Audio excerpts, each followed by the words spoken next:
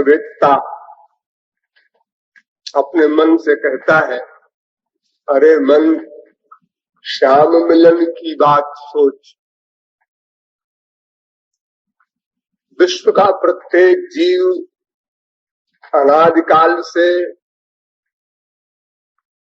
प्रत्येक क्षण कुछ न कुछ करता चला आया है, यह उसका नेचर है। और किसी भी कर्म के करने के पूर्व सोचना कंपलसरी। बिना सोचे कोई वर्क नहीं हो सकता, और सोचने में भी पहले एम आता है, उद्देश्य आता है, किस लिए, कारण क्या, हम कोई काम करें क्यों। फिर अवान्तर अनेक प्रश्न आते हैं, उनका समाधान होता है, ये सब सोचना कहलाता है। तब कोई कर्म प्रारंभ किया जाता है। पहले सोचना, फिर उसके बाद कर्म।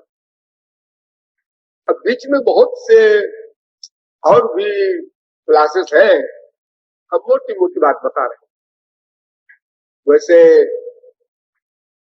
जैसे किसी को घड़ा बनाना है तो बहुत सी अपेक्षित वस्तुएं चाहिए, जैसे घड़ा बनाने वाला, घड़ा बनाने का सामान, घड़ा बनाने का ज्ञान, फिर घड़ा बनाने की इच्छा, फिर घड़ा बनाने का संकल्प, फिर घड़ा बनाने की चेष्टा, फिर घड़ा बनाने की क्रिया, फिर घड़ा बना। इतनी चीजें इकट्ठी हो तो एक मिट्टी का घड़ा बनता है। इसी प्रकार हम जितने भी कर्म करते हैं उन सब में इतने मैटर चाहिए। कोई कर्म क्यों करें, फिर उस कर्म करने का साधन है क्या हमारे पास, फिर उस कर्म का ज्ञान है क्या, फिर उसकी इच्छा हुई क्या, फिर उसका संकल्प किया क्या, फिर उसकी चेष्टा भी की क्या, उसके बाद क्रिया भी की क्या, तब फिर वो कर्म सामने आता है। फल उसका सु हो अथवा कु हो, अच्छा हो या बुरा हो। तो किसी भी कर्म के पहले प्लानिंग होती है। जनसाधारण के मस्तिष्क की बात है, ये कोई बड़ी सूक्ष्म बात नहीं। अर्थात पहले सोचना, फिर कर्म। यह हमारा अभ्यास अनादिकाल का है, और ये भी निर्विवाद सिद्ध विषय है कि हमारा एक ही उद्देश्य है, अनंत आनंद की उपलब्धि, ईश्वरीय सुख, दिव्य सुख। तो ये सिद्ध हो गया कि अनादिकाल से हम दिव्य सुख के लिए ही सोचते चले आ रहे हैं, और फिर तन्निमित्त प्रयत्न भी करते चले आ रहे हैं, और प्रत्येक क्षण करते चले आ रहे हैं, और अनादिकाल से करते चले आ रहे हैं। कभी प्रारंभ नहीं। वैसे तो सभी जीव कर्म करते हैं, किंतु यहां प्रमुख संकेत मानव देह वाले जीव से है, क्योंकि यह सब विचार जो हम करने जा रहे हैं ये और किसी योनि में नहीं हो सकते।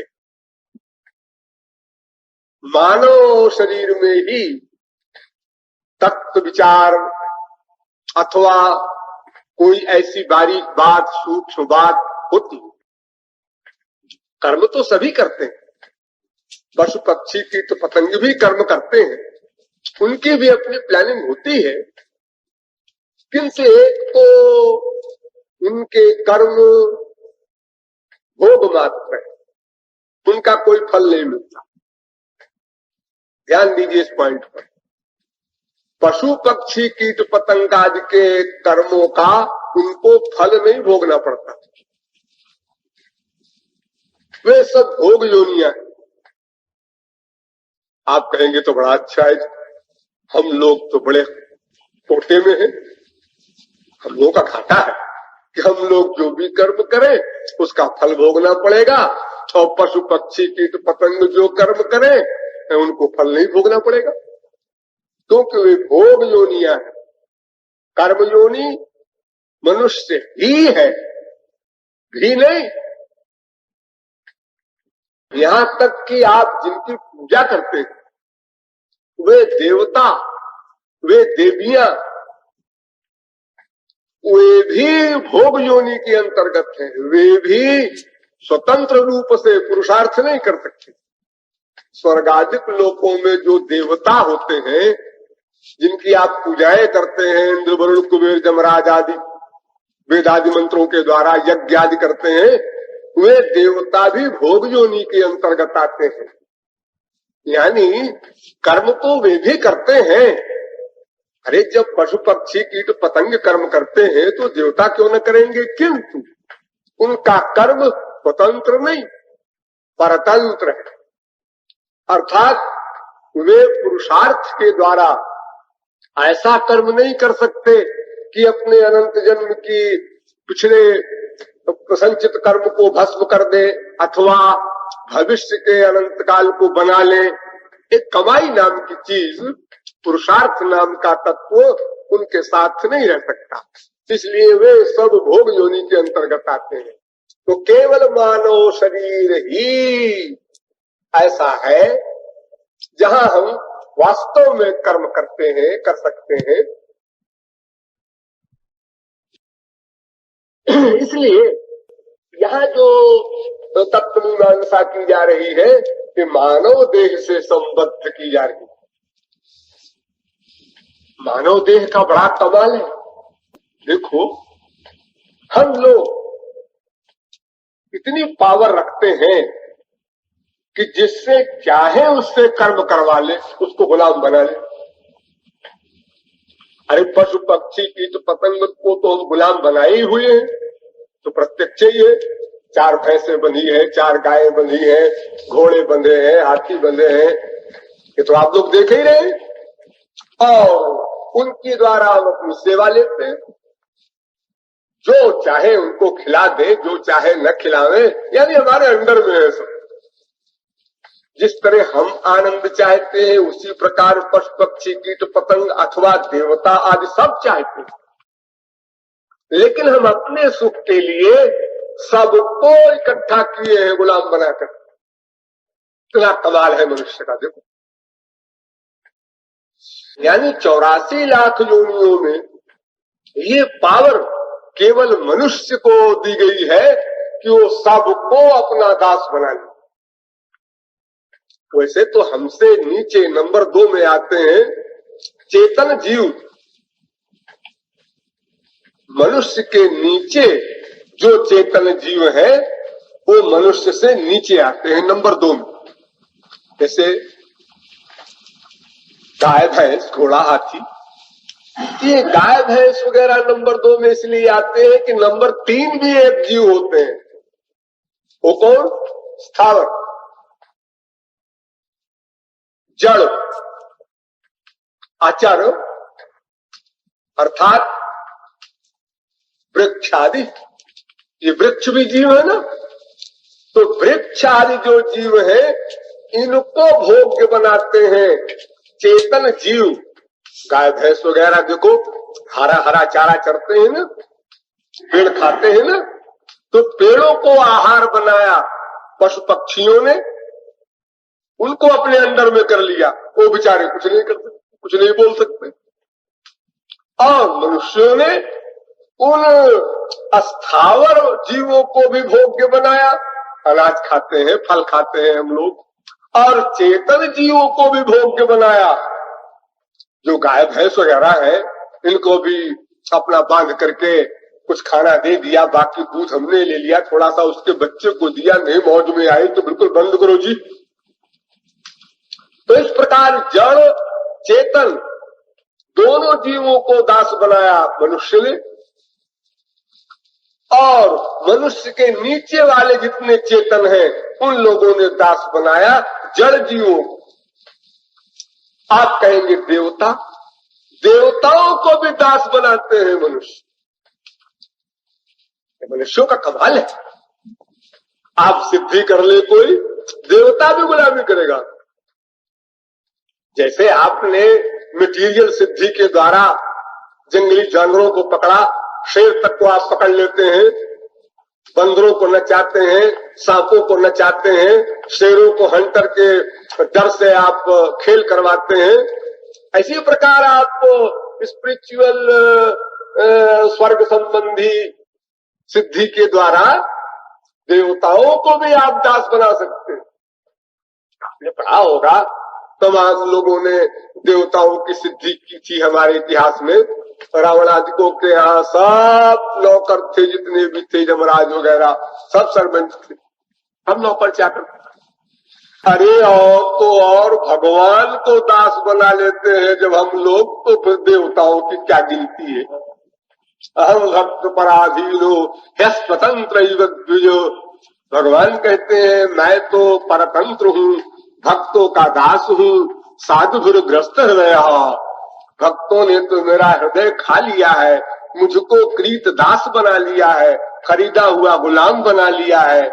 तो जब सर्वशक्तिमान भगवान को हम लोग अपने कमाल से, अपने पुरुषार्थ से, अब वो पुरुषार्थ कंप्लीट सरेंडर का हो, शरणागति का हो, या जो भी हो वो हम कर दें, तो जब भगवान सरीखा सर्वतंत्र स्वतंत्र परतंत्र बन जाता है, सर्वतंत्र स्वतंत्र परात्पर सर्वशक्तिमान भगवान भी परतंत्र बन जाता है। और ऐसा परतंत्र नहीं जैसे परतंत्र संसार में लोग आपके हैं, ऐसे नहीं। जैसे मान लो इस समय कोई देखेगा और आप भी सोचते होंगे कि हम महाराज जी के परतंत्र हैं, इनके शिष्य हैं, लेकिन अगर आप लोगों में से किसी को सनक आ जाए, हम नहीं मानते जी, हम तो अपने हिसाब से काम करेंगे, महाराज जी निकाल देंगे, निकाल देंगे, निकाल देंगे। देखो आप तो ऐसे परतंत्र नहीं हुए जिसे हम नित्य परतंत्र कहें, लेकिन भगवान तो नित्य परतंत्र बन जाता है। अनंत काल के लिए चैलेंज करता है भक्त, हृदयात् यदि निर्यास पौरुषं गणयामि ते हेलो।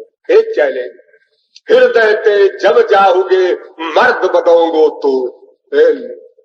एक असमर्थ अल्पज्ञ अल्प शक्तिमान जीव सर्वशक्तिमान भगवान को चैलेंज करता है, अगर तुम्हारे अंदर कोई शक्ति हो तो निकल जा हमारे हृदय से। बोलो, अरे हृदय से संसार वाले ही निकल जाते हैं चुटकियों में। जरा सा किसी का व्यवहार गड़बड़ हुआ, उन्होंने कहा है बदमाश अबाउट का। बड़े बड़े लैला मजनू वाले प्यार, बड़े बड़े श्रवण कुमार की हैसियत से करने वाले प्यार एक सेकंड में साहब काफूर हो जाते हैं संसार में, आप लोग रोज देखते हैं। इनकी जब कोई हैसियत नहीं है, एक सेकंड में समाप्त। तो सोचिए सर्वशक्तिमान भगवान नित्य दास बने जिसका, ऐसा मानव देह है। अब आप लोग कहें जी हमारे तो नहीं बने, ठीक है आपके नहीं बने, तो कोई आदमी एक भैंस भी न पाले तो कह दे हमारी तो साफ भैंस भी गुलाम नहीं बनी। ये तो अपनी अपनी बात है। भगवान को दास बनाने का जो तरीका है वो आपने नहीं माना होगा, वो आपने नहीं किया होगा। ये तो आपकी कमी है। आपकी इच्छा अगर प्रबल हो जाए कि भगवान को हम दास बना के छोड़ेंगे, तो फिर कौन रोकने वाला है। यहां तक कि मैं तो चैलेंज से कहता हूं कि एक जानवर को दास बनाना बहुत कठिन है, भगवान को दास बनाना बिल्कुल कठिन नहीं। कोई कठिनता का सवाल ही नहीं। एक पेड़ से फल लेकर खा लेना ये कठिन है। पेड़ में फल लगा है, पेड़ कुछ नहीं बोल रहा है, आइए खा लीजिए। आप खा लेंगे? हाँ बिल्कुल, चैलेंज करते हैं। हाँ, लेकिन हो सकता है आप न खा सके। पेड़ पर चढ़े, फल के पहले ही आप गिर पड़े, उसके पास नहीं पहुंच सके और मर गए। फल को गिराने के लिए आपने कोई साधन अपनाया, फिर भी आप नहीं खा सके। 50 व्यवधान हो सकते हैं। अरे लोग चाय का कप उठाते हैं, मुंह तक आता है, क्या हुआ? हार्ट फेल हो गया। कोई चैलेंज नहीं कर सकता, इस फल को हम खा कर ही मानेंगे। लेकिन भगवत प्राप्ति में तो कोई मेहनत है ही नहीं। उसमें तो न हाथ उठाना है, न दांत से चबाना है, न गले में हलक में उसको उतारना है, कुछ परिश्रम नहीं। हाँ, तो अब आप समझ गए होंगे कि मनुष्य देह में यह वैलक्षण्य है कि शेष सभी मायाधीन योनियों के जीवों को और मायाधीश तक को भी अपने अंदर में कर लेता है, क्योंकि उसे कर्म करने का अधिकार प्राप्त है। कर्म करने में स्वतंत्र है। बस यही एक ऐसा इंपॉर्टेंट पॉइंट है कि अगर इस पर आप लोग कभी विचार कर लें गहराई से, तो फिर आप लोग जितना समझते हैं वो समझना व्यर्थ न जाए। आप लोगों ने जो कुछ समझा है किसी के द्वारा जबरदस्ती, जैसे किसी को कोई जबरदस्ती दवा पिलाता है, ऐसे ही जबरदस्ती आपके मस्तिष्क में एक एक ज्ञान को हजार हजार बार जिसने भरा है, जितना ज्ञान आपके पास है, यदि आप एक ज्ञान इसको भी दृढ़ कर ले, मानव देह का महत्व, तो सारा ज्ञान आपके काम में आ जाए, नेचुरल आ जाए। आपको कोई चीज बढ़िया से बढ़िया मिले और आपको केवल एक ज्ञान न हो कि ये जो चीज मिली है ये किसी भी क्षण छिन सकती है, तो फिर आप कभी फूलेंगे नहीं, कभी लापरवाह नहीं होंगे। ये जो चीज मिली है, देखो आपके शहरों में दंगा फसाद होता है, लूट मार होती है, तो जब कोई लूटने वाला किसी चीज को लूटता है तो लूट कर फौरन भागता है, और भाग कर गली और कोने और अनेक प्रकार के टेढ़े मेढ़े रास्तों से उस सामान को ऐसी जगह सुरक्षित रखता है जहां और कोई देखे न, जाने न। वो ऐसा नहीं करता कि लूट कर खड़ा सड़क के ऊपर, तो हमारा हो गया, हमारे हाथ में है तो हमारा हो गया। अरे नहीं, पुलिस आएगी, अभी पिटाई भी करेगी, सामान भी छीनेगी और जेल भी होगा। जल्दी भागो, खड़े न रहो एक सेकंड भी, सामान लेकर भागो। देखो मूर्ख तस्कर भी, डाकू भी ये बात जानता है, लेकिन हम लोग ज्ञान भी हमारे पास है, हाँ कर लेंगे। ये कर लेंगे वाली बात जो हमारे मस्तिष्क में बार बार आती है, कर लेंगे, समझते तो सब ही है, बड़ी भगवत कृपा है, गुरु कृपा है। जो लाखों वर्ष में पढ़कर न समझ सकते वो हमारे भाग्य थे, या भगवत कृपा जो कुछ कह लो, वो बात सब बन गई, हमको कोई मिल गया, समझा दिया, समझ में आ भी गई। ऐसा मिले कि जबरदस्ती मान रहे हैं, बुद्धि भी कह रही है हाँ बिल्कुल ठीक है, बात तो बिल्कुल ठीक है, और करना पड़ेगा हम ही को, ये भी ठीक है, और करना चाहिए ये भी ठीक है, लेकिन कर लेंगे, कर लेंगे। ये जो कर लेंगे वाली बात आपके मस्तिष्क में बार बार आती है और करने नहीं देती है, उधार करवा देती है, ये इसीलिए कि आपने ताब से पीठी मनहु तनु पायो। तुलसीदास ने लिखा मैंने पत्रिका में, अरे मूर्ख मनुष्य, तूने क्या समझ रखा है इस शरीर को, ये कोई स्टाम्प है क्या? अरे ये शरीर जो तुझे मिला है, चाहे वो तुरंत का पैदा हुआ हो, चाहे किशोर अवस्था का हो, चाहे युवावस्था का हो, चाहे बुढ़ापे का हो, ये सब क्षण भंगुर है, एक क्षण में समाप्त हो सकता है। इसमें क्रम नहीं है। अरे अभी तो साहब क्या देखा है, 25 साल के ही है, जब हम भी 50 के होंगे तो साहब दिन रात जुट जाएंगे। बात सब क्या ही है, कोई नॉलेज तो कहीं से लाना नहीं है हमको, सामान सब तैयार है। भी तैयार है, लेकिन वो 50 साल वाली बात पर भी ध्यान दो।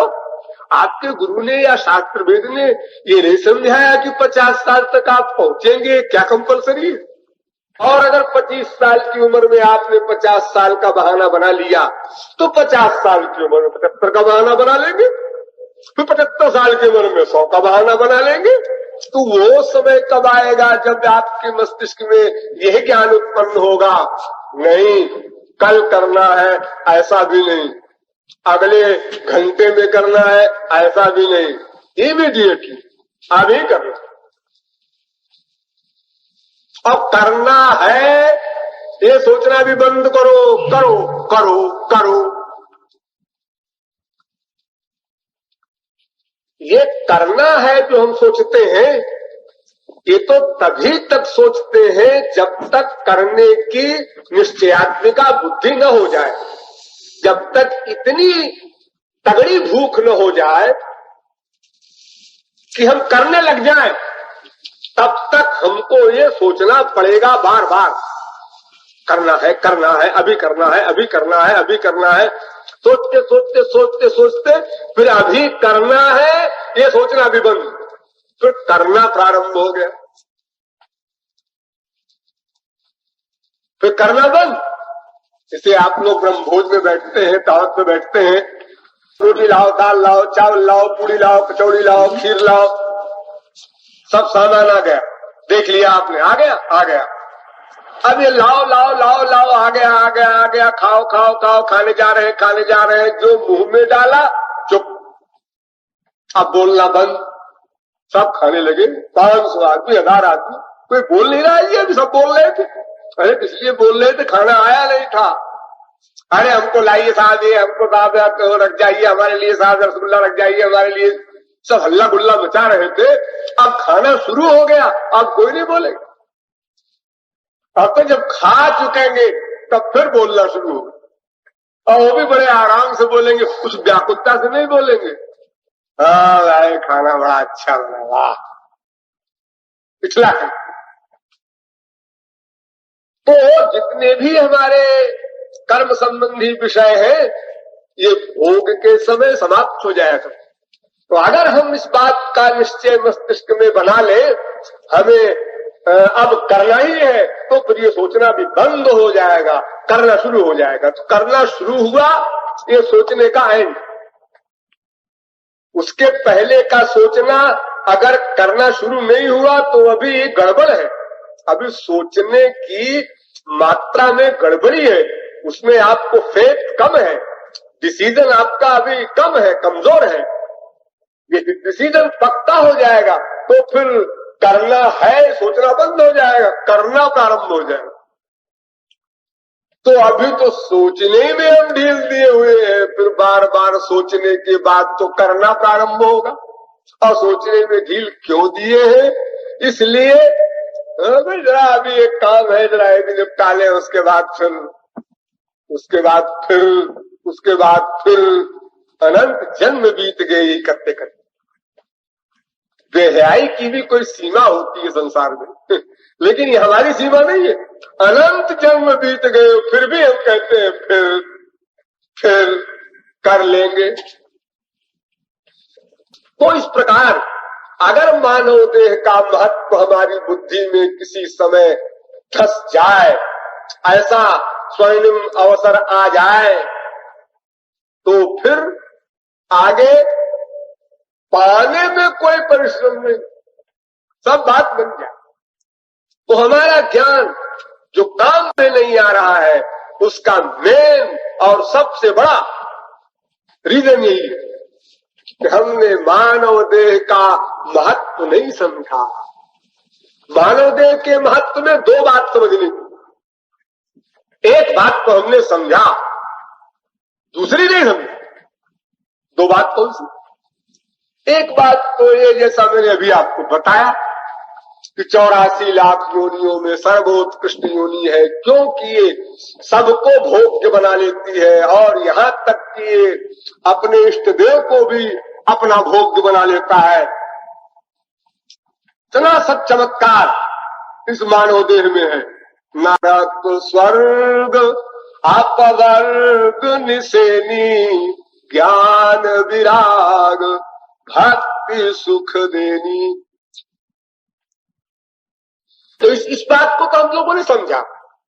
अरे हमसे कोई पूछे भाई आपका शरीर क्या है, कैसा है, जरा इस बारे में आप कुछ कह सकते हैं?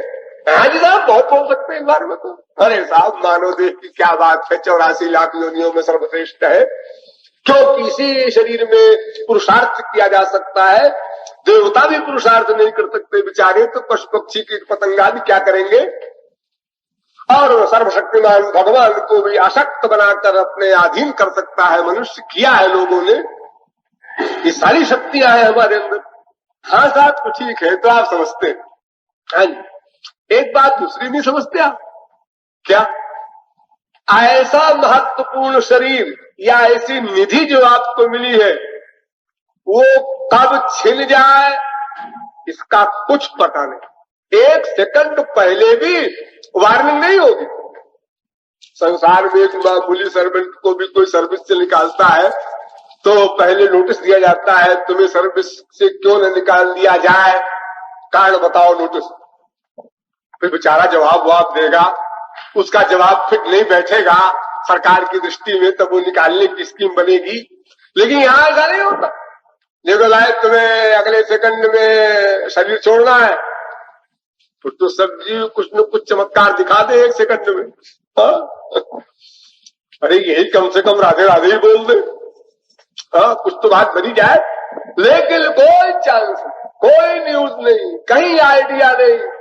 वो बीमार चला जा रहा है 6 महीने से, डॉक्टर कहते हैं मर जाएगा। कब? अरे ऐसे 2 महीने, 4 महीने, 6 महीने में। अरे भाई ठीक ठीक बताओ। भाई ठीक ठीक हम लोग नहीं जानते। हाँ? तो हम तो जानते हैं ना। हाँ भाई, अमुक व्यक्ति देखो मरा मेरे सामने, वो मरा, वो मरी, वो लड़का मरा, वो युवती मरी, वो युवक मरा, वो बूढ़ा मरा।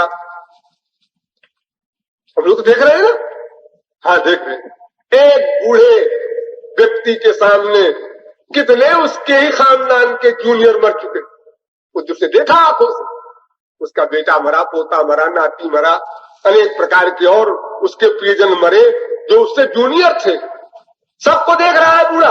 हाँ जी, मैं जब 25 साल का था तो मेरा एक भाई था, वो मर गया छोटा। मैं जब 30 साल का हुआ तो मेरा एक लड़का मर गया। मैं 35 साल का हुआ तो मेरी एक बहन मर गई। सबसे बड़े हो तुम? हाँ। तुम अभी तक बैठे हो? जी हाँ, सब मर गए, मैं बैठा हूं। तो तुमने अपने लिए क्या सोचा? जी यही तो मुश्किल है।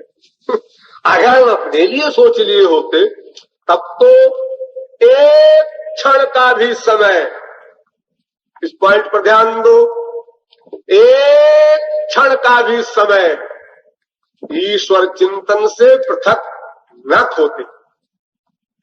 एक क्षण का, 1/100 क्षण का भी, कोई भी समय की लिमिट कायम कर दो, किसी भी लिमिट के समय को हम बर्बाद न करते।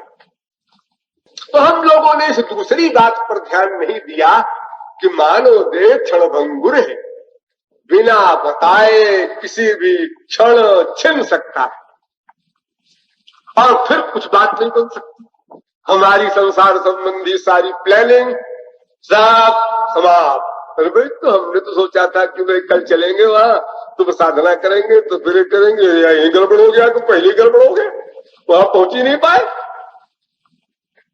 हाँ, नहीं पहुंच पाए। अब की साधना में खूब साधना करेंगे, मौन रहेंगे और खूब रूप ध्यान करेंगे। अच्छा है, ठीक है, बड़ी कृपा है। लेकिन ये बताओ कि तुम जब घर में रहते हो तो वहां क्यों भूल जाते हो कि ये भगवान और गुरु यहाँ भी मेरे साथ है? फिर चोरी क्यों करते हो? अरे भाई, जब मानव देह नश्वर है तो क्या पता तुम्हें ये साधना 1 महीने वाली अगले साल मिले न मिले, तो तुम बीच का टाइम साल भर क्यों खराब करते रहते हो इतनी लापरवाही से? अरे प्रतिक्षण न काम में लो तो भी कुछ क्षण तो काम में लो। तो मानव देह क्षणभंगुर है, इस विषय पर हम लोग गंभीरता पूर्वक विचार नहीं करते और सब बातों पर विचार करते हैं। सारी प्लानिंग मटेरियल स्पिरिचुअल सब चल रही है, स्पिरिचुअल भी चलती है। ऐसा नहीं है कि साधकों से मैं ऐसी आशा करता हूं कि स्पिरिचुअल प्लानिंग करते ही नहीं, करते हैं आप लोग वो भी, लेकिन सब प्लानिंग भी रह जाएगी, क्रिया भी तो होनी चाहिए ना। उसके लिए जो उधारी का रोग हमारे मस्तिष्क में है, उसका रीजन यही है कि हमने इस मानव देह की क्षणभंगुरता पर कोई गंभीर विचार नहीं किया, इसलिए लापरवाही हमारी बढ़ती जा रही। अगर हम मानव देह की क्षणभंगुरता पर विचार गंभीरता से कर लेते तो जितनी गंभीरता से विचार करते उतने ही इस मानव देह के प्रत्येक क्षण को काम में लेते, प्रत्येक क्षण। अरे मोटी एग्जाम्पल देखो, जुलाई में बच्चों के नाम लिखे जाते हैं, लेकिन उनको समय की लिमिट का पता है। अरे अप्रैल में इम्तिहान हो, देखो अप्रैल बहुत दूर तो नहीं है, साल भर भी नहीं है। माना कि तुम्हारा इम्तिहान कल नहीं हो जाएगा, अप्रैल में होगा, ठीक है, ये पक्का है, हाँ पक्का है। लेकिन मान लो कि तुम अभी कुछ भी नहीं पढ़ते हो और अगले 3 महीने 6 महीने बाद तुम बीमार हो जाते हो, तो फिर तुम पढ़ नहीं सकते हो। नहीं तो ठीक है, तो देखा जाएगा जो कुछ होगा। लेकिन ये तो आम बात है कि भाई अभी पढ़ाई नहीं हो सकती है, अभी क्या पढ़ना। देखो कोई बच्चा पढ़ता है, बेवकूफी की सिद्धांत बात है ये आप लोगों की, साथ में से पढ़ना शुरू कर दीजिए, ये क्या बात है। 2 महीना जब रहता है तो हम लोग पढ़ते हैं, हमारे बच्चों का एक कायदा, रिजल्ट खराब हो तो उससे क्या तो भोगना पड़ेगा उसका फल, किसको भोगना पड़ेगा, सबको भोगना पड़ेगा, हमको भोगना पड़ेगा। लेकिन जुलाई से हम लोग नहीं पढ़े। लेकिन देखो अगर कोई बच्चा पढ़ता भी है, हम ये नहीं कहते कोई ही नहीं पढ़ता, अगर कोई पढ़ता भी है बच्चा, तो जुलाई में जिस स्पीड में पढ़ता है, जिस लगन से, और इम्तिहान के एक रात पहले जिस लगन से पढ़ता है, दोनों में कितना बड़ा अंतर है। कल इम्तिहान है, आज जब पुस्तक को उठाता है तो जो मैटर देखता है वो चुपचाप धर लेता है अंदर। यहां तक कि जिस चीज को उसने कभी नहीं पढ़ा, केवल इम्तिहान की रात को पढ़ा और वो इम्तिहान में आ गया, धर दिया उठाकर, पूरा का पूरा पास हो गया फर्स्ट डिवीजन। क्यों जी, ये कैचिंग पावर आप में कहां से आ गई आज रात को? ये कैचिंग पावर कहां गई थी जुलाई में? जुलाई में साहब ऐसा था कि ये ख्याल था ना कि अप्रैल में इम्तिहान होगा, तो किताब सामने थी, पढ़ते भी थे और रेडियो में सुनते थे, कि सपना सोचते भी रहते थे बीच बीच में इत्यादि। जो हमारी खोपड़ी में लापरवाही थी, इस कारण हमारी कैचिंग पावर वीक थी। अब हमारी वो ग्रहण करने की शक्ति, धारणा शक्ति इतनी हो गई है कि हम एकदम, अरे रातें भर तो है, अरे 3 घंटा रह गए भाई, अब 2 घंटे रह गए भाई, अरे अब तो उनको तैयारी करना है, जरा थोड़ा पढ़ना पढ़ लो। क्या स्पीड होती है उस समय और क्या कैचिंग पावर होती है उस समय। अगर ये पावर 3 महीने भी होती तो ये सेकंड वाले क्या फर्स्ट डिवीजन मिले हो, ये कौन मान लेगा। अगर हम ये लापरवाही का सिद्धांत रखते हैं कि भाई 25 साल तो कम से कम अभी जिएंगे ही, तो देखो उसी प्रकार हमारी साधना होगी जैसे जुलाई में पढ़ने वाले की होती। और जब हमारे सिद्धांत में ये बात आ जाएगी कि एक क्षण में समाप्त हो सकता है, तो उस समय हम किताब के पन्ने को जैसे आखिरी समय में इम्तिहान के लिए जा रहे हैं, और उस समय चले उस समय जैसे हम दत्त चित्त होकर के पढ़ते हैं और उसको ग्रहण करते हैं, ऐसी साधना हम करें तो केवल समय की बात। समय का सूचक यंत्र इतना बलवान होता है कि वो इतना बड़ा परिवर्तन कर देता है जिससे मनुष्य सोच नहीं सकता। तो चाहे भय का हो, चाहे हर्ष का हो, किसी भी क्षेत्र का हो, तो हम लोग इन दोनों बातों पर विचार करें। एक तो मानव देह का महत्व, ये भगवत कृपा ये हमारे संस्कार, दोनों बात समझ लीजिए। क्योंकि मनुष्य के शरीर के मिलन में दोनों रीजन बताया है शास्त्रों ने। जैसे काबहु ककारी करुणा नर देहि देत ईश बिनु हेतु सनेही, यानी भगवत कृपा से मानव दे दिया। बड़े भाग्य मानुष तनु पावा सुर दुर्लभ सद ग्रंथन गावा। इतनी नींद बलवान हो तो खड़ी होकर सुनो, अभी हम क्या समझा रहे हैं, समय का महत्व समझो। तो देखो, बड़े भाग्य और काबहू ककारी करुणा नर देहि, यानी है स्पेशल मामला। या तो भगवत कृपा से मिली तो भी बड़ी बात है, या बड़े भाग्य छोटे भाग्य में। मुझे उस समय बड़ा आश्चर्य होता है। युधिष्ठिर से एक सवाल किया था, 60 सवालों में एक सवाल था कि मैं आश्चर्यम, सबसे बड़ा आश्चर्य क्या है, तुम धर्मराज हो, बताओ। उन्होंने उत्तर दिया था, अन्य भूतानि गच्छन्ति हि यमालयम्।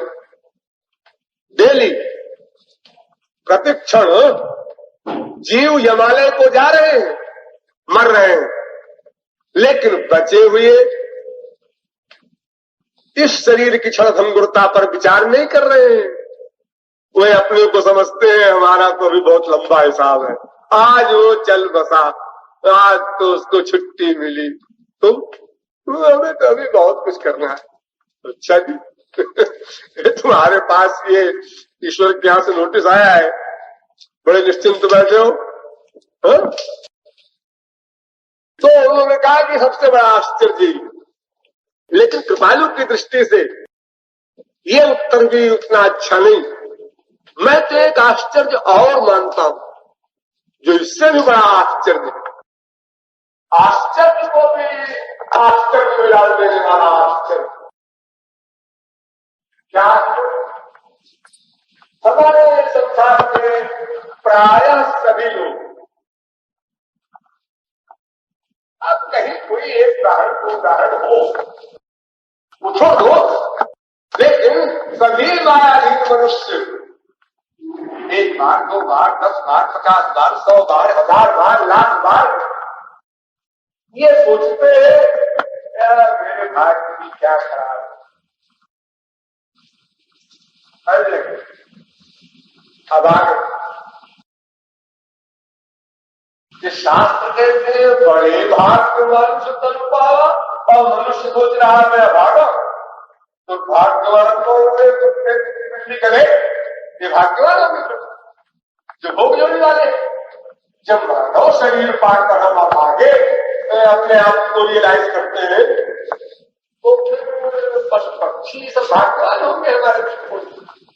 और ऐसे अभागे कि अपने गुरु को भी चिट्ठी लिख के भेज देते हैं खाते, महाराज जी मैं तो ऐसा अभागा हूं, मैं तो ऐसा दुर्भाग्यशाली। ये भी डर नहीं किसको लिख रहे हैं, क्या लिख रहे हैं, हमको होश भी है कि नहीं।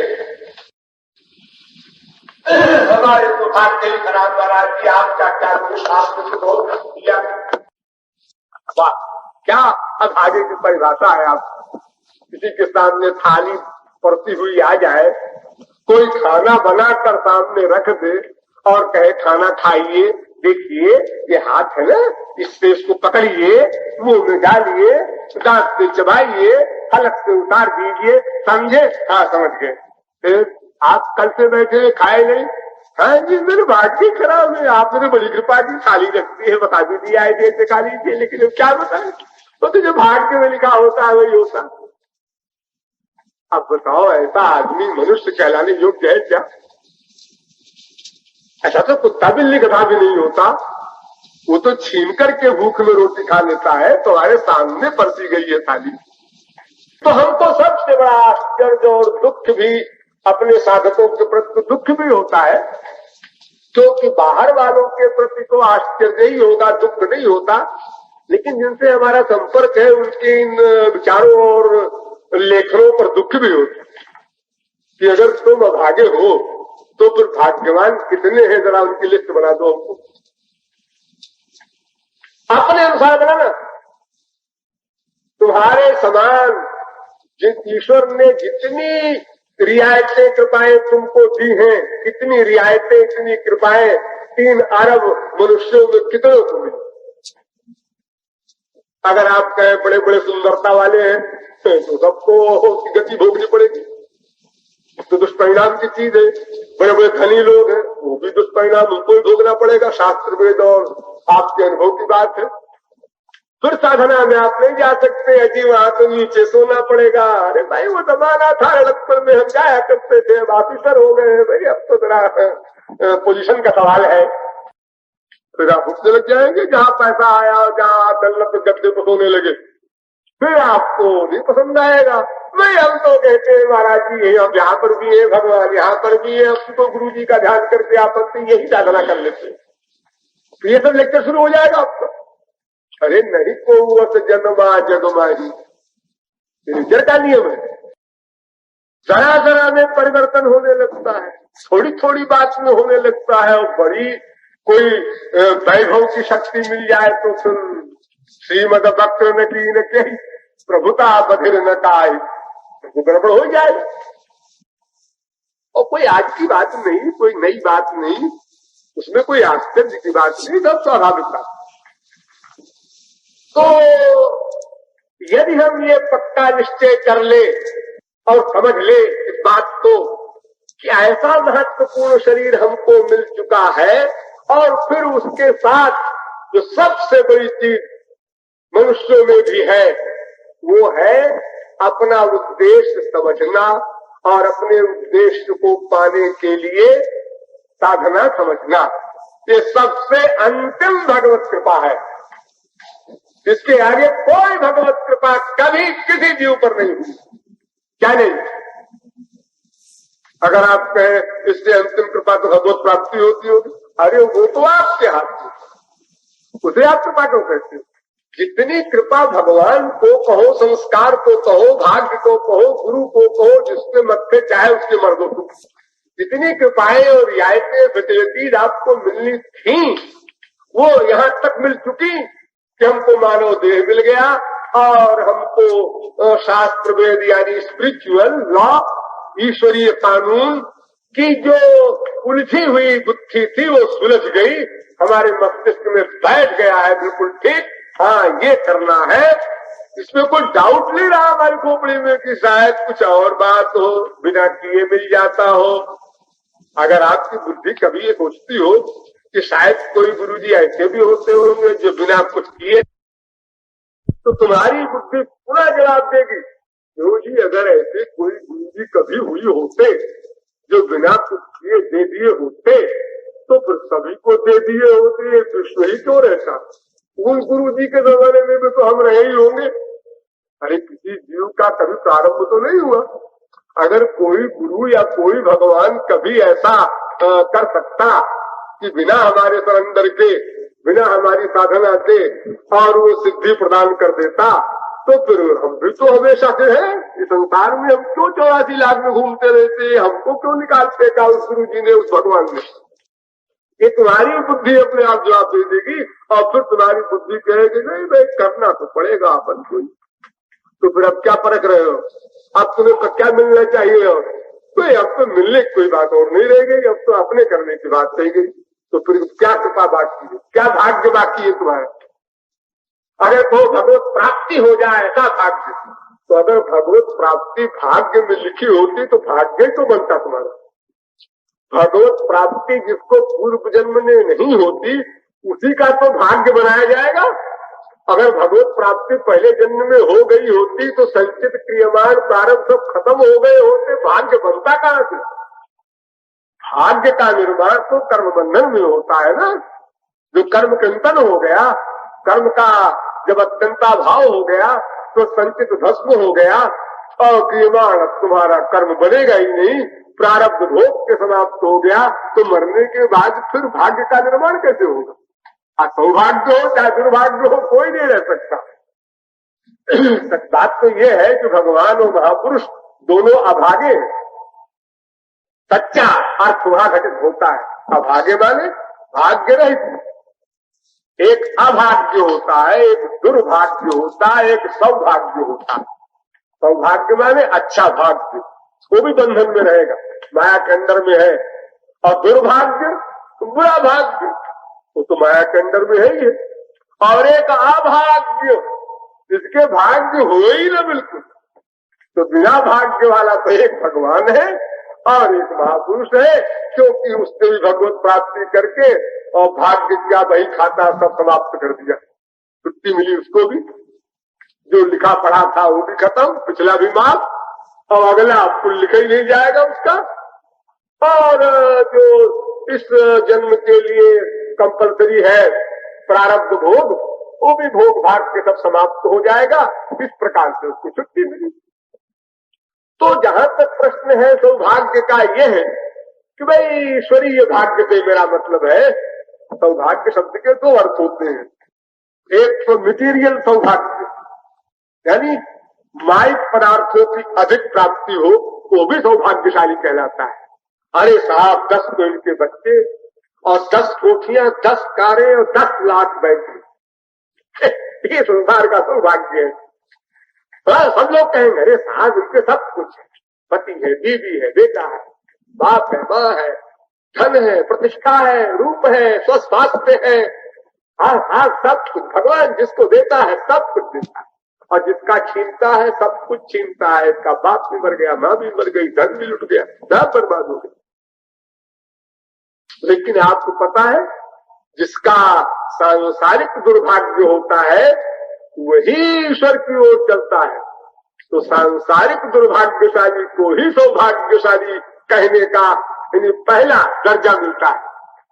अब उसके बाद वास्तविक भाग्यशाली तो वो हुआ जो ईश्वरीय तत्व को जान ले, यानी ईश्वर क्या है, हम क्या है, हमारा क्या संबंध है, ईश्वर कैसे मिलेगा, हमें क्या करना होगा, कैसे करना होगा, इस बात का ज्ञान जिसको हो जाए वो साधना जगत में, माइक जगत में और ईश्वरीय भाग्य के दृष्टिकोण से सर्वोपरि हो गया। अब इसके आगे कोई भाग्य और नहीं हो सकता। यानी वो अनंत जीवों में भी सर्वोच्च 3 अरब आदमियों में भी वो इन्हें गिने लोगों में उसका नाम आ गया। 3 अरब आदमियों में भी इन्हें गिने लोगों में उसका नाम आया है, कुछ हजार में आया है उसका नाम। क्यों भाई, 3 अरब में कितने आदमी विश्वास के साथ ही जानते हैं हाँ ईश्वर ऐसे मिलेगा, और मिलेगा, हम आज चाहे मिल सकता है, जो भी चाहे मिल सकता है, हमारी मक्कारी है। ये बात फेंक के साथ जानने मानने वाले लोग कितने, उनमें स्थान है हमारा। हम अपने को कहे हमारे भाग्य फूट गए, ये मुझे सबसे बड़े आश्चर्य की बात है। एकदम जैसे कोई आदमी अपने बाप को, माँ को, बेटे को, कोठी को न पहचाने अचानक, और उसको देख करके घर वाले भौचक्के रह जाए। भौचक्के शब्द उसके लिए उपयुक्त है। क्या कह रहा है, हमसे पूछता है तुम कौन हो, अपने बाप से कहता है तुम कौन हो, क्या हो गया, माँ से कहता है तू कौन है, क्या हो गया तुम्हें, गड़बड़ हो गया। ऐसे आश्चर्य होता है कि ये अपने को अभागा सोचता है, कहता है, और अपने गुरु को ही लिखने को तैयार बैठा है।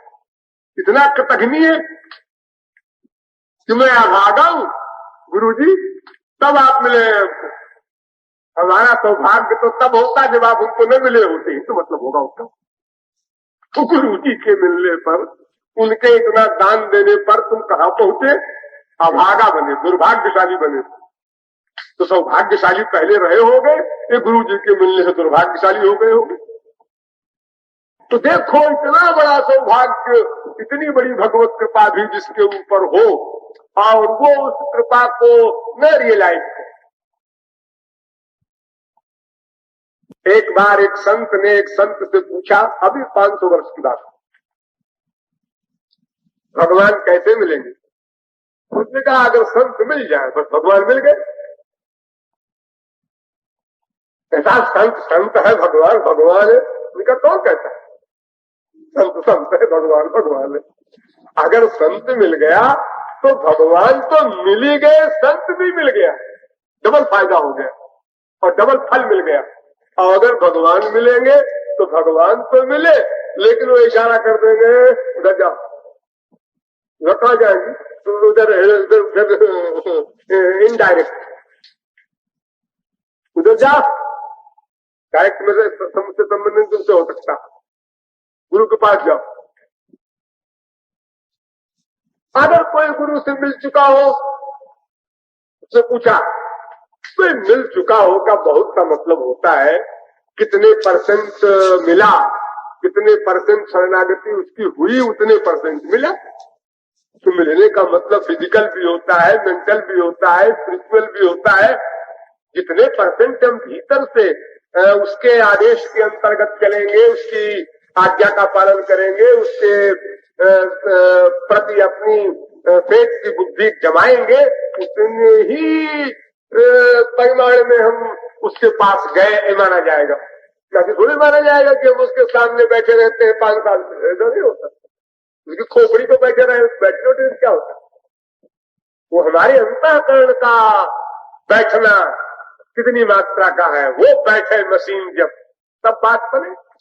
उसके बैठने में कुछ गड़बड़ हो जाती है, कुछ बैठी, फिर कुछ गड़बड़ हो गई, फिर बहुत गड़बड़ हो गई, फिर बैठाया, फिर बैठी, अब और बैठ गई, अब और बैठ गई, फिर गड़बड़ हो गई, फिर और बहुत गड़बड़ हो गई, फिर संभाला, फिर बैठी। ये जो हम अपनी कमाई करते रहते हैं बीच बीच में गड़बड़ वाली, ये कमाई हमारी गड़बड़ वाली हमको आगे नहीं बढ़ने देती। तो इसमें हम स्वतंत्र हैं, इसमें न गुरु कुछ कर सकता है न भगवान। अगर हम ये सोचते कि तो गुरु जी को चाहिए नहीं कि जो हम गड़बड़ करने लगे तो ठीक कर दे उसको, ये गुरु जी काम नहीं है। हम गड़बड़ सोचने लगे, हम गड़बड़ में पड़ने लगे तो गुरु जी को संभालना चाहिए ना। अरे बहुत लोग चिट्ठी में भी लिख देते हैं, तो मेरा दिमाग खराब हो रहा था, मैं गड़बड़ में पड़ गया और मुझे बहुत शिकायत है कि आप देखते रहे तब आपने कुछ किया नहीं। और नहीं, हम गड़बड़ भी करें, चोरी चोरी गुरु की, भगवान की, और ऊपर से और तो पाए कि आपने गड़बड़ में हमें ठीक क्यों नहीं किया? ये आपका काम था, मेरा काम तो गड़बड़ करने का है ना। इतना स्वतंत्र है जीव, मन में आए जो सोचा, मन में आए जो लिखा, अपने को प्रतिभा की अंतिम अथॉरिटी मान लिया। अधिकांश उसमें पढ़े लिखे लोग होते हैं जो एमए कर लेते हैं, जरा उनकी खोपड़ी में बीमारी रहती है, हम जरा शिक्षित है, जरा दिखा दे प्रतिभा अपने गुरु जी को, हम भी तुम कितने काबिल है। बिल्कुल भूल जाते हैं मैं कौन हूँ, किसको लिख रहा हूँ, क्या लिख रहा हूँ। बस पेन उठा, फिर क्या है महाराज जी, सामने हो तो जरा बोलने में भय होता है, विचार होता है, चिट्ठी लिखने में क्या है, लिख चले जाओ। मैंने सोचा है कुछ चिट्ठियां सबके फाड़ दिया करते हैं, कौन इतना बंडल रखे। तो आप सोच रहे हैं कि जो चिट्ठियां इस प्रकार गड़बड़ लोग लिखेंगे उसका संग्रह करेंगे, उसको एक पुस्तक हम बना करके, अमुक साधक के पत्र आया जो इतना क्वालिफाइड था और सिद्धांत से विपरीत इतना उसने लिखा, तो भारत की भविष्य की जनता तुम लोग सावधान रहना, ये न सोचना कि पढ़े लिखे लोग समझदार होते हैं। ये उसका नाम दे करके बाकायदा भविष्य के जीवों को भी लाभ होगा इससे, और उसकी भी प्रतिष्ठा हो जाएगी भविष्य के लिए, नाम हो जाएगा उसका भी हिस्ट्री में। ऐसे तो लोग मानेंगे नहीं, यही उपाय होता है मैंने। तो इस प्रकार अब आप समझ गए होंगे कि मानव देह ही ऐसा देह है जिसमें हम इन 2 बातों पर गंभीर विचार करके, यानी मानव देह क्षणभंगुर है और मानव देह ही एक कर्म का क्षेत्र है। इसी देह में हम सब कुछ कर सकते हैं, सब कुछ पा सकते हैं। इसलिए हमने अपने मन से कहा, सोच मन श्याम मिलन की बात। ये बात और कोई देह वाला और कोई शरीर वाला नहीं कह सकता अपने मन से कि सोच मन श्याम मिलन की बात, क्योंकि वे भोग योनियां है और बहुत अल्प ज्ञान उन योनियों में है। अब आप एक लाइन का अर्थ समझ गए होंगे, शेष फिर बोलिए वृंदावन बिहारी लाल की जय।